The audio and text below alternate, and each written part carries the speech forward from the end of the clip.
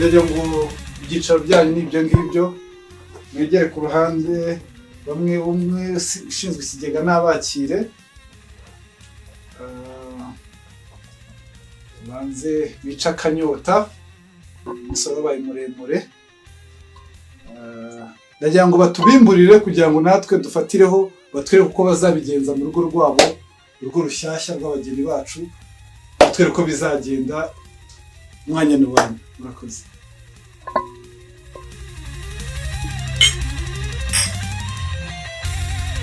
Namwongera ariko kugira ngo turebe ukuntu bizagenda, tazamwicisha inyota. Mbere yo kwicara nabanza mwongere, dore umunsi wabaye muremure. Ndagira ngo bambere amashyi cyane. Aho murisanga mu rugo rwanyu. Abageni bacu umunsi wagenze neza, turabona barakeye, pare, marene, abasangwa n'abashyitsi bazagendera urugo rwacu, ari urugo rwa mukuru wacu batweretse urugero rwiza cyane uyu munsi, na mushiki wacu. Ikaze mu muryango iwacu. Urisanga turasaba pare barakantu yabwira abageni bacu.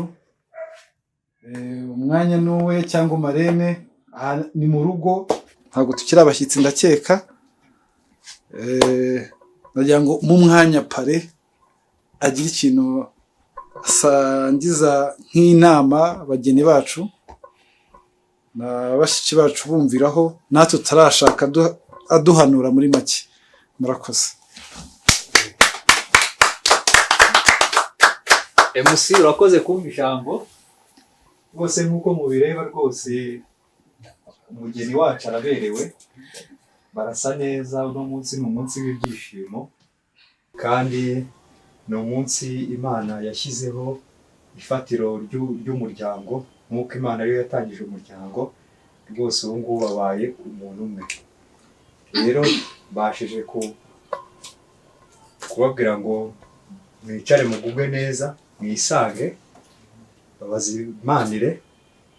Gusa inama njye nabagira ni inama y'uko mwakomeza urukundo mwatangiye, ndetse mukazarugeza no ku bana muzabasha kubyara, kuko Imana niyo itanga urubyaro. Ndumva ari iryo jambo nari mfite. Gahunda zindi zirakomeza nk'uko byateganyijwe.